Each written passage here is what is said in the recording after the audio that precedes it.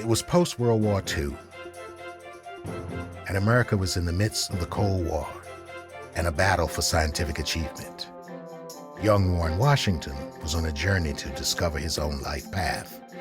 I didn't really start out being someone who was going to be working on climate models. In my senior year of high school, I started reading autobiographies of scientists, and especially the George Washington Carver story, because he had to struggle through a lot of adversity to get his education. So I got the picture that I could do it.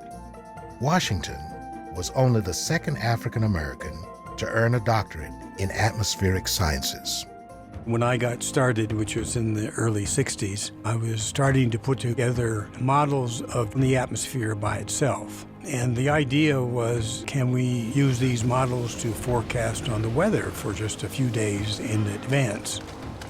He advanced his ideas on climate modeling at the newly formed National Center for Atmospheric Research in the era when computer modeling was also taking flight. And over time, we developed it further, and we were able to verify that it was doing a reasonable simulation of the seasonal climate and many of the regional features of the world's climate.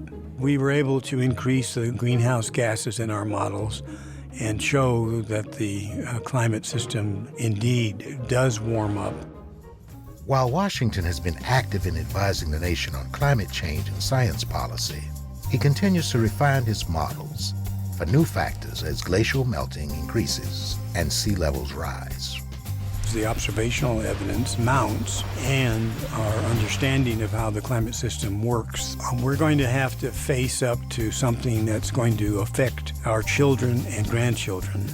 And I think what really wins out over time is that the science will speak for itself.